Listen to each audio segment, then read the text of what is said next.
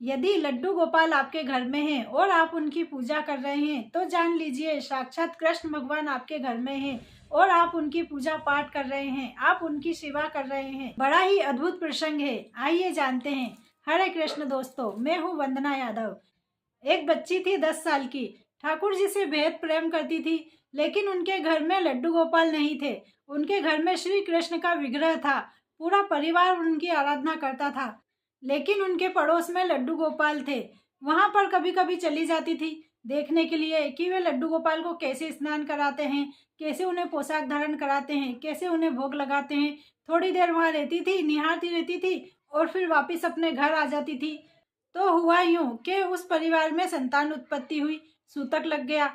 यह मान्यता है कि सूतक में भगवान की सेवा नहीं की जाती, इन्हें भोग नहीं लगाया जाता। तो उस परिवार को बड़ी ही चिंता हुई कि अब लड्डू गोपाल की सेवा कौन करेगा, इन्हें भोग कौन लगाएगा। तो वे जानते थे कि हमारे पड़ोस में जो बच्ची है उनके परिवार के ठाकुर जी के बड़े ही अनन्य भक्त हैं, और वह जानते थे कि बच्ची भी हमारे लड्डू गोपाल से बेहद प्रेम करती है। तो उस परिवार ने बच्ची के परिवार से पूछा कि आप हमारे लड्डू गोपाल की सेवा करोगे, हमारे घर में सूतक लग गया है। तो उस परिवार ने कहा, हाँ क्यों नहीं, आप अपने लड्डू गोपाल हमें दे दीजिए, हम उनकी बड़ी ही सेवा करेंगे। तो वह लड्डू गोपाल उन्हें देकर चले जाते हैं। अब लड्डू गोपाल इस बच्ची के घर में आ जाते हैं। वो रोज सुबह उठती है, अपने लड्डू गोपाल को स्नान कराती है, पोशाक धारण कराती है, भोग लगाती है और उनसे बोलती है, कहना मैं स्कूल जा रही हूँ, आकर बातें करेंगे। जब स्कूल से वापस आती है तो अपनी पूरी सारी बातें बताती है कि आज स्कूल में मैंने ये पढ़ाई की, आज मैंने ये काम किया, आज मेरा सारा दिन ऐसे बीता। अपने लड्डू गोपाल को बेहद ही प्रेम करती है और रोज अपनी सारी बातें उनसे करती थी। सारा खेलना कूदना छोड़कर अपने लड्डू गोपाल में लगी रहती थी। प्रेम बढ़ता जा रहा था, भक्ति बढ़ती जा रही थी। लड्डू गोपाल को रोज नई नई पोशाक धारण कराती थी, रोज नए नए श्रृंगार करती थी। अब इधर पड़ोस में सूतक खत्म हो गया और वह बोलने लगे, अब हमारे घर हवन पाठ पूजा हो गई है, हमारे घर सूतक खत्म हो गया है, घर पवित्र हो गया है, तो अब आप हमारे लड्डू गोपाल हमें दे दीजिए। तो उसके माता पिता ने कहा कि हाँ ठीक है, आप लड्डू गोपाल जी को ले जाइए। तो वह सुनकर बच्ची का दिल बैठ गया, वह बहुत ही दुखी हो गई, मायूस हो गई। लेकिन लड्डू गोपाल तो देने ही थे, उनके ही थे। वे लड्डू गोपाल ले गए, लड्डू गोपाल दे दिए। अब उस बच्ची का मन ही नहीं लगता, ना पढ़ाई में मन लगता, ना ही किसी और चीज में मन लगता, बस गुमसुम सी रहती। तो उसके माता पिता ने कहा, बेटा पड़ोस में चली जाया कर, लड्डू गोपाल से मिल आया कर। तो वह चली जाती थी, 1 घंटे 2 घंटे बैठकर वहां निहारती रहती थी, उनसे बातें करती रहती थी और वापिस चली आती थी। ऐसे करते करते कुछ समय बीता और वह लड्डू गोपाल के साथ ज्यादा समय बिताने लगी, काफी देर तक वहां रहती थी। इस बात से पड़ोसियों को भी दिक्कत होती थी और माता पिता को भी दिक्कत होने लगी। तो उसके माता पिता ने कहा, बेटा अगर आपको लड्डू गोपाल इतने पसंद है तो हम एक लड्डू गोपाल को वृंदावन से मंगा लेते हैं। तो वह बच्ची बहुत खुश हो गई और उन्होंने अपने घर भी एक लड्डू गोपाल मंगा लिए और वह रात दिन उन लड्डू गोपाल की सेवा करने लगी। उन्हें भोग लगाती, पोशाक धारण कराती, उनसे बातचीत करती। पूरी दिनचर्या ऐसे ही बीतने लगी। पूरा परिवार लड्डू गोपाल को स्नान कराता था, भोग लगाता था, उन्हें पोशाक धारण कराता था, उनसे बातचीत करता था। अब लड्डू गोपाल परिवार के मुखिया हो गए। सारी बातें उनके सामने रखना, सारी सलाह उनसे लेना, उनकी सलाह के बगैर कोई काम नहीं करना, सब कुछ उनके द्वारा होना। पूरा परिवार लड्डू गोपाल का अनन्य भक्त हो गया था।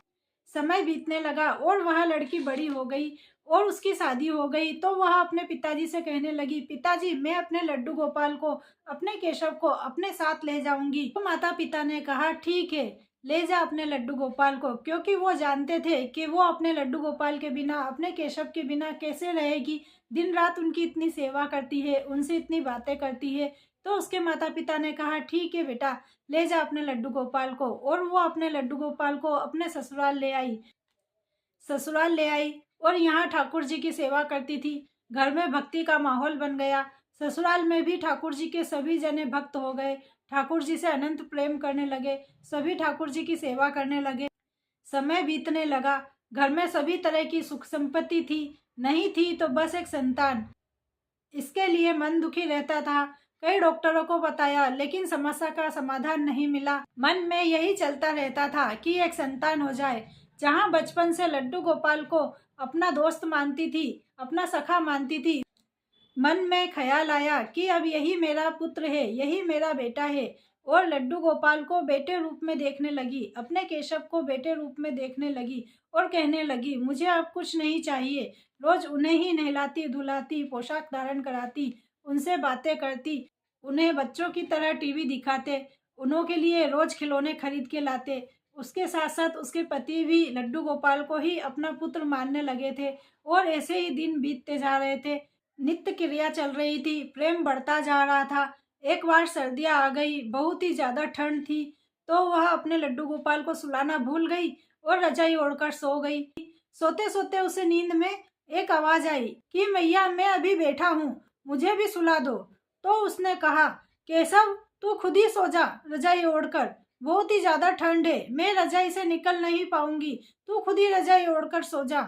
वो यह कहकर सो गई और सुबह उठकर स्नान करके अपने ठाकुर जी को उठाने जाती है। क्या देखती है, बांसुरी एक तरफ रखी है, तकिया सिरहाने रखा है और लड्डू गोपाल रजाई ओढ़कर सो रहे हैं।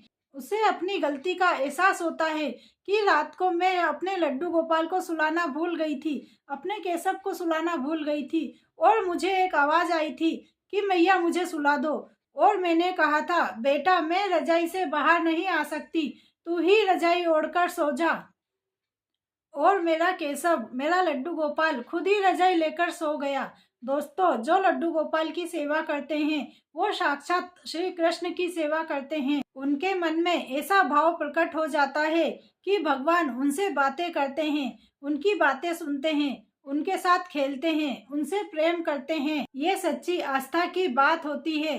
उनकी सच्ची आस्था अथाह बन जाती है। तब आपके घर के मंदिर में जो मूर्ति है ना, वो मूर्ति नहीं होती, साक्षात भगवान होते हैं, साक्षात परमेश्वर होते हैं, हर पल आपको सुनते हैं। इसीलिए कहते हैं अपना विश्वास मजबूत रखिए। अगर आपको इस कहानी से कोई भी प्रेरणा मिलती हो तो मुझे कमेंट में ज़रूर से बताइएगा। और अगर आप मेरे चैनल पर नए हैं तो चैनल को सब्सक्राइब कीजिए, लाइक कीजिए, कमेंट कीजिए। राधे राधे।